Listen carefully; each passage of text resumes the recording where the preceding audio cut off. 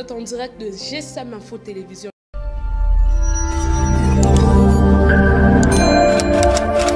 On a besoin d'informations, il y a bien d'actualité, il y a bien OCK, au monde a la réalité, où les canambo, partout dans le monde entier. Je n'ai qu'à mon GSM. De luxe en tout cas vous pata beau zappé côté la gauche droite chaîne à moi comme GSM Info Télévision.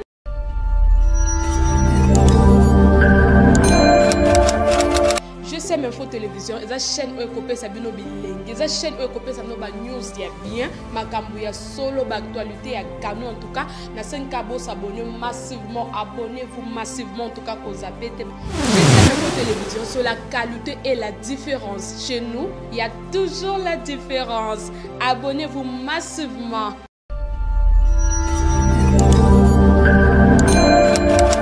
En tout cas, je vous aime beaucoup. Bisous. Bonjour chers internautes partout dans le monde entier au Boza Kolanda Biso. Merci beaucoup pour la confiance et fidélité au Bopé Saranana de Luxe. On a profité na pesa mbote na boss danga Francisco da Costa. Hein? Francisco da Costa, mon boss, des gros bisous à toi. Et puis, gros bisous à abonnés, à na fan de Luxe en tout cas. Na lingi bino mingi tokuten sous lelo na émission na biso mkona lelo. J'espère que vous êtes tellement ébélés, nombreux côté ce matin. Il y a Kolanda Biso vous a se poser des questions de Luxe de l'or yamba. Nani nana de l'or betel solo nini nana de Luxe de l'or. Ayambeli bino prophète Dieu élevé matumona nazana en tout cas yemoko ako se présenter. Bon question na biso za chaîne chrétienne. Donc biso to ça n'importe quoi te biso awa tout ça ramambo boy oyo et apporter la batuba en plus o eko changer vie non o eko ba yo makambo belo en tout cas merci beaucoup toza na prophète malgré que to brisqué to coûte en plein boulot en plein travail mais to meki un peu après ce biso temps to meki un peu ko solo na ye to beta masolo par rapport à makambo nyonso donc l'autre solo nyonso ça fait l'autre côté rapidement na yambi papa. Bonjour papa. Bonjour maman. Papa, bonne santé. Oui, je suis très bien chaque jour dans Ngolo Nzambe. Merci beaucoup papa. En tout cas, merci encore pour recevoir biso na plateau na biso lelo. Papa to me campé ko beta masolo se présenter dans pour na baoba yebio na baoba yebiote. Merci beaucoup maman pour la parole. Nga kombo na nga eza matumona Dieu élevé. Naza consacré dans le ministère prophétique. Donc, je suis un prophète de l'Éternel. Merci beaucoup, prophète. Je un peu expliquer comment est-ce que Obandi Kosa Nzambe na âge nene. Et puis, c'est pas ça qui n'est directement papa ou comme prophète et tout. Nzambe benga ki ondene. Voilà, je peux dire que ezaki na volonté na ngate mais eza mokano ya Nzambe parce que nazalaki ko désirer kozala joueur pona bato bazolanda nga bayebi que nazalaki vraiment grand joueur ezaki ba ambition na ngai mais là nazui appel ya Nzambe je ne comprenais pas aussi la voix de Dieu sona ko lo bango avec beaucoup de l'éclairage na ndeko bati mungu wa Nzambe ezandene kandenge Samuel kula zu benga zu kende pa Elia et puis c'est papa yo muto bengi habite rentre donc ils appellent le roi ngai l'appel était là mais na bande ko susula mungu wa Nzambe te et comme na moment moko wana zaki na âge ni wana tchana komaki na ba 17 ans na ba 17 ans Nesco Nzamba Zobenga ngai vraiment. Na ba âge à 17 ans, Nzamba Zobenga ngai, mais na bande koyeba mungu Nzambe te. Maintenant celui qui va m'aider ya koyeba pe ko répondre na appel ya Nzambe za papa Molimo nanga, le révérend Gustave donc yenda ila kisinga comment répondre à l'appel de Dieu. Voilà, lelo na komi o nazali prophète Yankolo. Prophète, merci beaucoup. Qui appelle depuis que tu étais encore petit. Et bandai ko comprendre en fait. Vous comprenez que Oeza voit un Zambé, tant au un appel spirituel que je salue aussi. Il y a des gens qui peuvent faire discerner que Oeza voit un Zambé. C'est facile pour toi directement à côté qu'un monde. Il y a eloko bandai ko préféré aux ala comme joueur au côté malaman na bonzambé ce que ça qui facile les qui difficile et ça là qui on donne.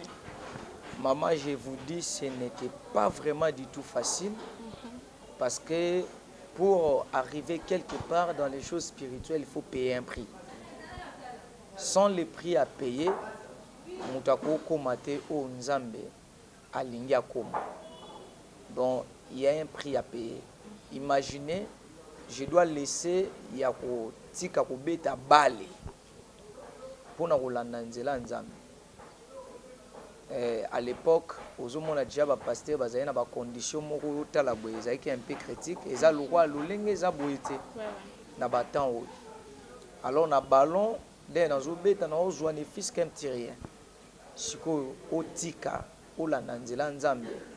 Parfois, nous sommes à venir na biso etalisama loi eza hypothéqué. Ozondima par la fois ozala. Mais yo moko tali vraiment posa les osenga ba critères moko boy. Donc ezaki facilité pour nanga. J'ai payé un prix. Na passé une étape ya fondation souveraine. Cela veut dire ba obstacle les alaki, ba épreuve les alaki, nazolala na permanence, avenir ou des oyebanate. Vie à passer, colia na passer, donc on dit mais qui facilité. Place aux jeux au monde a facilité tika, où y a place moro oyo, aux monde a no elo resate. Donc c'était pas facile pour moi. Alors volonté en Zambéné et kokisamaki. Et quand tu as commencé, qu'est-ce que on rencontré dans Banzela na yo comme difficulté? Bah difficulté en tout cas, ezebele. Pour Nzamba pesa mutu une responsabilité. Lui-même, Dieu, il doit s'assurer qu'il a bâti en toi un caractère dur et puis solide. Cela veut dire à l'équisinga na ba épreuve pour travailler premièrement caractère mangai. Surtout les parler. La Bible dit celui qui parle beaucoup ne manque pas de péché. À l'équisinga comment parler? Et dans comment parler là, na lesquels na épreuve, bah tout fait qui va critiquer, bah loba. J'étais un homme nazaki enflammé na colère. Mais à la question comment n'en na ko s'apaiser au moment où colère est mati. Cela veut dire na leki na moment aiguisement. Le Dieu m'a aiguisé jusqu'à ce que je suis devenu émoussé. Donc Nzambe a aiguisé ngai. Kolia passe, kolata passe, humiliation paille, critique paille, place à kola les athées, conditions de vie ezalaki tellement passe. Et tant on a l'équine étape wana, parce que Bible lobi, biso tozal roi ba argile ya za potier.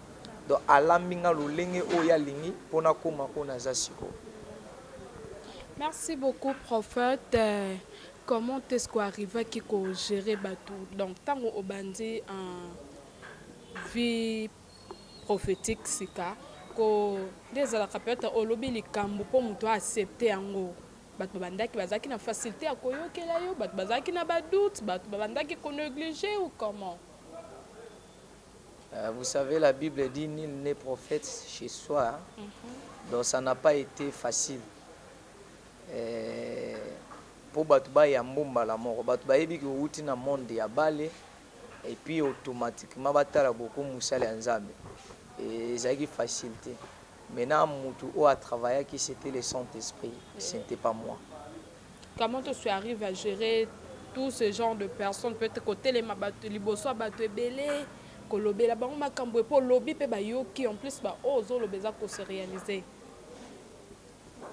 La première des choses, pour m'aloubanangaï et convaincre, j'avais reçu une instruction auprès de mon père spirituel. Il m'a dit Dieu levé, tu dois entrer dans la prière et puis jeûner. Vous savez, Christ avait fait 30 ans dans le ministère de l'Humanité. 30 ans, imaginez. Il était venu comme étant un charpentier, mais son rôle principal, les a qui a racheté Bissot. Maintenant, les jours où il avait fait 40 jours, 40 nuits, il a maintenant fait la découverte de ce qu'il était. Bible lobby, sacrifice wanande sali que mukomo batindi batu bayo kangaye pa ba scribe bani tout ça bakuti aza ko enseigner bakoko kangete bazongi batuni wapi mutu totindaki. Réponse na bango ezaki, nous n'avons jamais entendu un homme parler comme cet homme. Donc sacrifice wa salaki, le prix à payer ou à futaki nde pesi conviction batu bani mama lobane ezapi lora ngai père spirituel ebisinga kota mabondeli l'un à côté, comme le Saint-Esprit avait fait sa demeure éternellement à moi, et lui, comme étant un matérialiste. Vous savez, Mario Kobota, mon amoubalé, salamandeni, fait que mon lit, mon sang doit couvrir. Donc le Saint-Esprit a fait son entrée à moi. Et quand maintenant j'ai commencé à parler, et directement, qui conviction à Koyo Kalilo Bananzambe, et puis base à l'assurance par rapport à Onganazali. Merci beaucoup, prophète. En fait, le lot n'a ville province à Kinshasa, nous sommes un peu confondus. Nous sommes un peu confondus comment on a que un prophète peut balèquer belé. Ça tellement belé par là. Tous les bassousté wapi ya malamu parce que la Bible peut le bien abisso que ça t'a pas prophétisé. Ça rappelle pas prophétie nae. Baza tellement ébélé, nous sommes un peu confondus. Toye bateton di melanani, toboya nani, et puis quand le même prof, même prophète sango bango baza numéro 1 ya ko sala ba bêtise tozo mona buzoba na buzoba des aki que peut-être ma beza qui libanda, mais aujourd'hui ma bé ou libande kota na kati ya église. Et puis bato bazo kamba ba église baza ba numéro 1. Ce que tozo yebate, est-ce que être prophète, ezaka peut-être pour l'otendo to moboé, interpréter ngo expliquer mutu et puis ça la minde ya moi nous a prophète ou soit Nzambe a passé par yo a révélé le comment pour le bana mutu prophétiser les mutu, c'est ça être prophète ou soit c'est un don, ça vraiment don Nzambe appelle ça que non oh yo aza prophète mo sakoli nanga, parce que nous sommes un peu confondus. Maman place wana nandingo posenga mutuna et Naroluba, mais avec beaucoup de sagesse pour ne pas bande au musuba au salela nzambe bazala lésité. Vous savez lolenge oyo lobi ba prophète ba komi boye ba prophète ba sali boye lelo église plutôt pas les koti ba makambo ebele et koti. Si vous lisez la Bible, Jean chapitre 16, so kitina verset 12 au monake Bible lobi Christ lobi azo kende ma otika biso bongote. Il vous enverrait un autre consolateur, celui-là le Saint-Esprit. La première des choses, pour yeba o azana mabeto na malam, tu dois comprendre le rôle qu'occupe le Saint-Esprit et sa place. Si le Saint de lui le meilleur prophète, a opé sa conviction. Oyeba ke o azana mabe to o azana na malam na place wana moyena kota dedans vraiment, en tout cas vous allez m'excuser ezati. Mais muto azana molimo mo santu akososola parce que ba fruit de l'esprit ezotalisa akososola ke o azana mabe o azana malam. Et sengeli toyeba ke toko sali kambutia en dehors ya liloba nzambe. Il faut nyonso toko sala ezana kati ya liloba nzambe. So prophète moko ayebiso sala boy. Liloba nzambe il faut rappeler. Et bien ko lakisa nini liloba nzambe lobi nini. Et c'est alors que vous découvrez ce kazana mabe to na malam pour ne pas créer ba makambo ebele parce que ba olanda ngai na monde entier. Donc c'est un peu ça. Merci beaucoup, prophète. Lelo on a vu prophète à Kinshasa. Moi, remarque tout ça, les que ma bé est côté trop. donc nyonso oto ekomama na bible oyo esalama na Sodome et Gomorrhe yango nde ekoma osalama na mboka na biso na olobaka ville province ya Kinshasa te mais c'est partout dans le monde entier tokomi komona basi na basi bakomi kobalana mibali na mibali bakomi kobalana bana mike kobima na mikolo donc en tout cas monde yango ekomi eza na mwana mwasi ozwa kangi photo ni ase publier mwana mobali donc idem kobanga nzambe eza susi te on ne sait pas ezo annoncer les biso déjà koya ya Jésus-Christ ou soit monde yango ni kokufa ou soit makambo aloba akoma na biso na Bible eza ya lokuta. En fait, Bassine est déjà pour annoncer que moi, na moto makoleza na nzela. Vous savez, sans la révélation égale sans révolution. Je l'ai toujours dit que tout objet précieux ne se ramasse pas. Il se recherche avec désir et détermination. En aucun jour au monde a diamant, au monde on likola basé le bojubu. Il faut creuser la terre. Alors en creusant la terre, sotuni bato bakenda balunda na nzela ngolé bato ebele bakufa. Likola au creuser. Il faut mutu à se contenter beaucoup plus dans l'homme intérieur, homme esprit. Et tant où il y a qu'au creuser, à ozoa obabengi révélation. Et il doit comprendre. D'ailleurs, la Bible dit, mon peuple périt parce que le monde est dans des difficultés. Moi, je ne crois pas. La Bible dit que mon peuple périt par manque de la connaissance. Et si tu n'as pas la connaissance, tu vas carrément trébucher. Et dans le monde actuel, parce que j'ai la connaissance, j'ai la lumière, il y a l'Iloubayanzan. Je ne jamais homosexuel. Je n'ai interpellé dans le monde entier. Cesser d'apprendre égale cesser d'accroître. Moutou atiki ko yé kola. Moya kola ezate. Plus tu es profond, plus tu vas émerger. Plus tu es profond, plus tu vas émerger. Donc cela veut dire l'ilobanzambe comme rare. Mais les enfants de Dieu doivent chercher la révélation et comprendre Nathan au biso tout ça. Si quelqu'un a une révélation, à okota jamais na buzoba. Écoutez-moi très bien. En aucun jour, la bouche prendra la place des oreilles. Ça n'existe pas. Oh yo zana ngweza ya yo. Mutu oboto lango azate. Soki mutu aluki vérité et que azui vérité, mutu oboto lango pas convaincre ya comme homosexuel azate, a comme pédé azate, a pratiquer le mal azate. Dobana nzambe faut ba luka connaissance. Église est assise na parole. Si vous êtes assise na parole, vous pouvez comprendre, vous pouvez détecter les signes à la fin du temps où vous avez annoncé. Donc c'est un peu ça où vous avez annoncé arriver à Jésus-Christ. Merci beaucoup, prophète. À part que vous êtes la prophète, vous avez eloko mususu salaka, musala mususu salaka, ou soit vous avez juste wana pona ko servir Dieu jusqu'à la fin de ta vie. Oui, à part le ministère, wana ezanga raté. Parce qu'il y a une différence, il y a au sala koyeba ko kesenisa poche na yo pina kesi église. Moni mokolo moko Christ azoteya.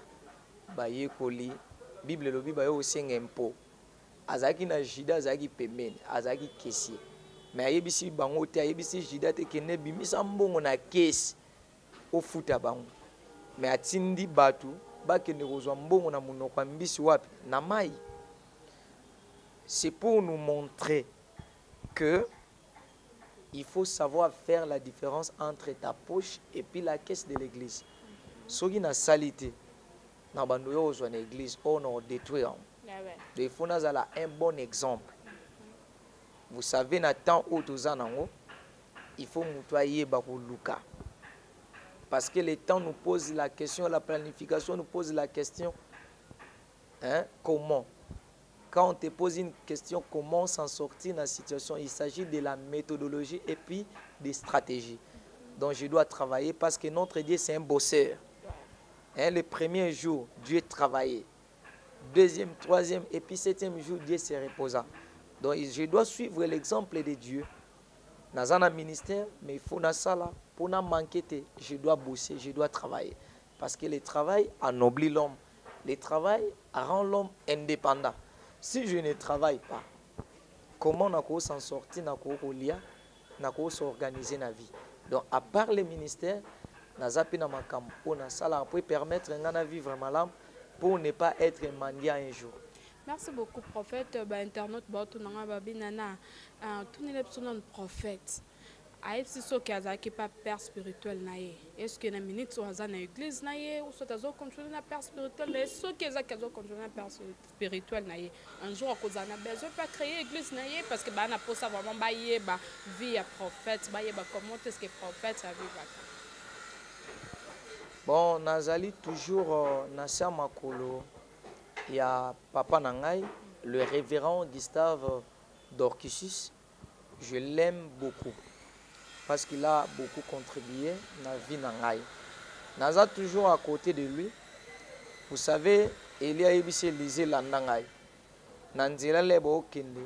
Elisa monindenge Elia kaboli mai. Les tourbillons et salami nyonso ndenge pona ko épargner ba détail belé Elia mati. Elisa zaki anazui manteau. Vous allez remarquer na retour na ye mai oyo Elia kabolaki. Eza même mai oyo Elisa akaboli. Pourquoi Elisa Kaboli? Parce qu'il était là en train d'observer son père spirituel. Donc je suis à côté de mon père. Nazak observé Oyazo Sala.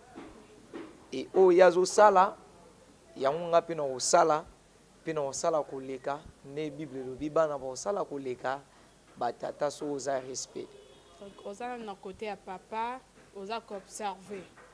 Sûrement, il peut papa pour qu'il continue ou soit pour remplacer papa un jour. Na esprit oya commissionné ngai. Soki lobby a oyebisa ngai que moi na ngai kende bâtir la communauté chrétienne le pain de vie ailleurs parce que vision il y a communauté chrétienne le pain de vie il y a 1 million d'âmes pour Christ. Cela veut dire qu'il faut que l'église est implantée partout. Si mon père me donne l'accès à Okende ko bâtir na Okende parce que Bible est le Bible aller na mokili mobimba pour propager la bonne nouvelle. Ceux qui papa peut accès na Okende mais soit peut accepter na Okende pourquoi? Merci beaucoup prophète. Qu'en pensez-vous la troisième vague de coronavirus Covid-19? En fait coronavirus et sa maladie au moni nzambe mutu a établi ça bakonzi ya mboka. Bible dit toute autorité vient de l'Éternel. Beaucoup plus ces programmes témoin et sa prédiction. Ba opesa biso ba mesures préventives pour toyeba komi batela. Au moni ngai Bible zotalisa ngai. D'ailleurs, pour votre information, j'ai fait 13 ans sans tomber malade, ni prendre les médicaments. Vous voyez, c'est un témoignage. Parce que je suis surnaturel. Je vis le surnaturel. Une vie qu'on ne peut pas expliquer. Une vie qui contrôle la loi naturelle connue. Vous voyez? Mais tant où, bamboula matal, bapesi ndingisa. Bapesi instruction mobeko ba obito respecter il faut tous à la respect na makamnyo so bazo yebisa biso nga pona nga déranger vraiment te songa na bela te c'est que mutu mususu abelaka donc il faut tout ça bango ne sont pas que ça démoniaque n'est pas le baba prophétie de part et d'autre non ils a punition mususu ça démoniaque et tout. Donc, c'est une maladie normale. La maladie d'ailleurs ne vient pas de l'Éternel. Mais les mesures et barrières, il faut tout respecter. La Bible n'a pas dit non. Jérémie 29, 11, la Bible dit, les projets que j'ai formés sur vous sont des projets de bonheur et de paix et non de malheur. Vous voyez?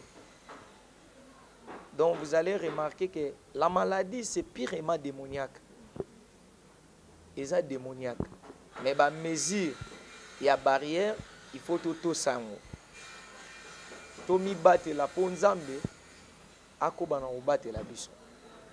Merci beaucoup, prophète. Nous sommes déjà presque à la fin de notre émission.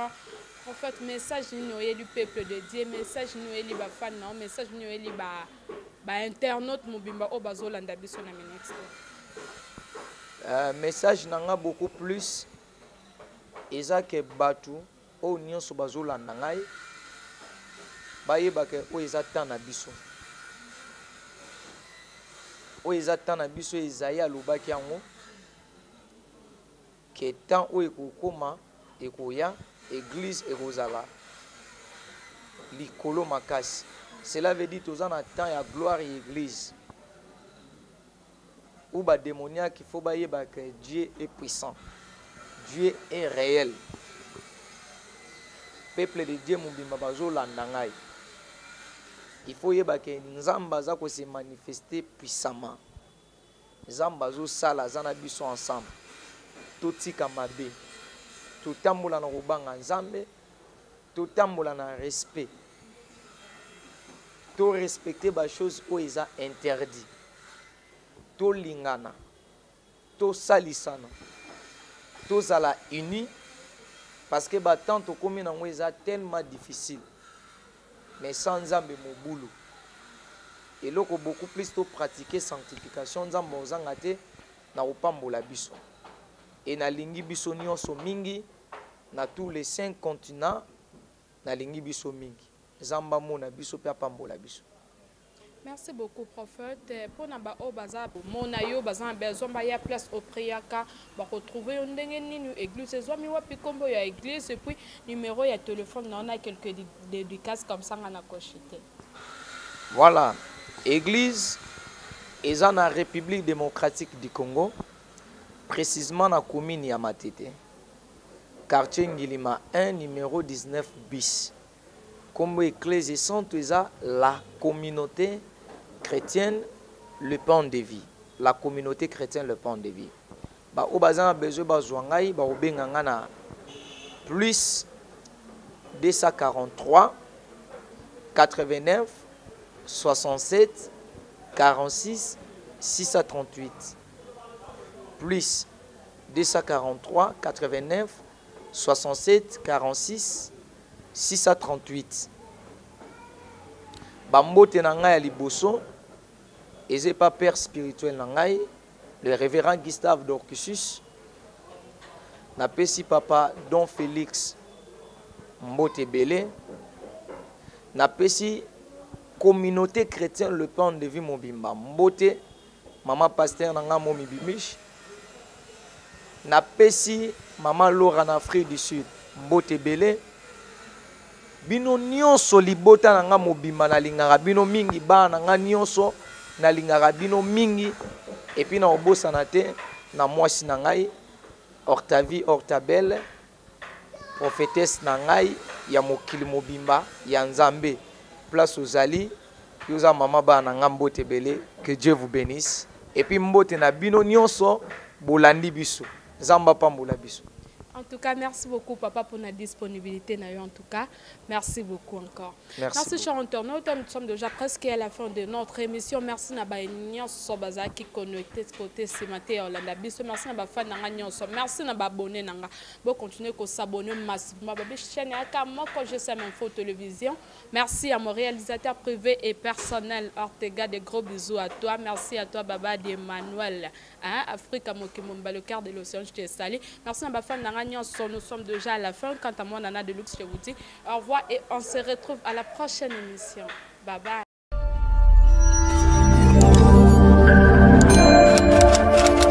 Hello, bonjour, beauté, salut.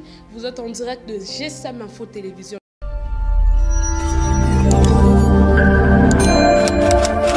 Vous a besoin d'informations, il y a bien d'actualité, il y a bien OCK, au monde a réalité où les canambo partout dans le monde entier. Je n'ai qu'à moko GSM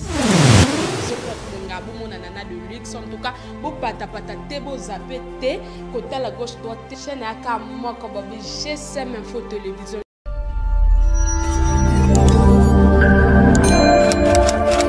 GSM Info Télévision, et la chaîne où est Sabino Bilingue, et la chaîne où est Sabino News, il y a bien, Makambouya solo, actualité, à Canon en tout cas, na 5 cabos s'abonner massivement, abonnez-vous massivement en tout cas, qu'aux appels. GSM Info Télévision, sur la qualité et la différence. Chez nous, il y a toujours la différence. Abonnez-vous massivement.